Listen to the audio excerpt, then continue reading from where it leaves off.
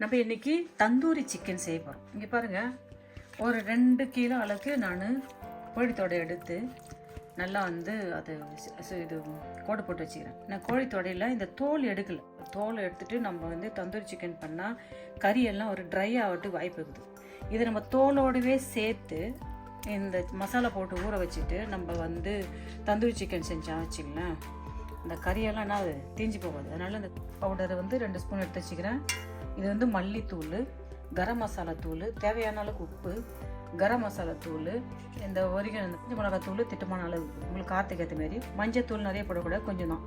ஏன்னா இது red colour வரணும்ல, நம்ம மஞ்சத்தூள் கொஞ்சம் தயிர் சேர்த்துக்கிறோம். நம்ம இதில் சும்மா ரொம்ப 2-3 டேபிள் ஸ்பூன் தயிர், இதில் நம்ம கொஞ்சம் லெமன், இதை நம்ம அப்படியே மிக்ஸ் பண்ணலாம். இந்த அப்படியே நம்ம மிக்ஸ் பண்ணிவிட்டு தண்ணி ஆட் பண்ண தேவை. தண்ணி பத்தலாம், நம்ம இப்போ தண்ணி போட்டுக்கலாம்.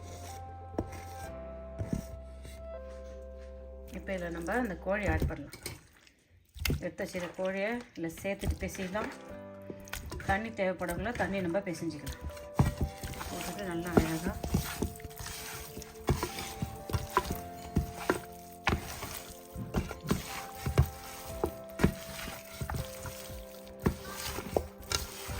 கொஞ்சமாக தண்ணி ஊற்றி இதை பிசைஞ்சிக்கலாம். கண்டிப்பாக ஒரு 2 மணி நேரம் இந்த கறி அப்படியே இந்த மசாலாவில் ஊறணும். 2 மணி நேரம் மசாலாவில் ஊறணும். ஊறிட்ட பிறகு நம்ம இதை ஓவனில் வைக்கலாம். நல்லா ஒரு 2 மணி நேரம் இது ஊறிடுது. ஊறினது எடுத்து நம்ம நல்லா அழகாக இந்த ட்ரையில் அடக்கிட்டு இதெல்லாம் அப்படி விட்டு கொஞ்சம்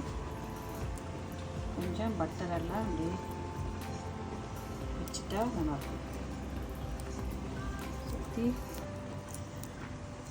பட்டரெல்லாம் அப்படியே போட்டு வச்சுட்டு மேலே கொஞ்சம் நான் பட்டர் வைக்கிறேன்.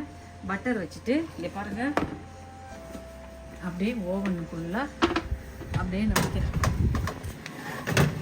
ஓவனில் வச்சுட்டு பாருங்கள், உள்ள அழகாக வச்சாச்சு, மூடியாச்சு.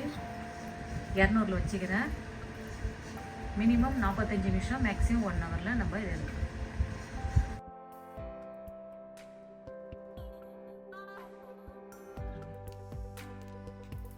அழகான கலர்ஃபுல்லான தந்தூரி சிக்கன் நல்லா வீட்டில் வருவாங்க.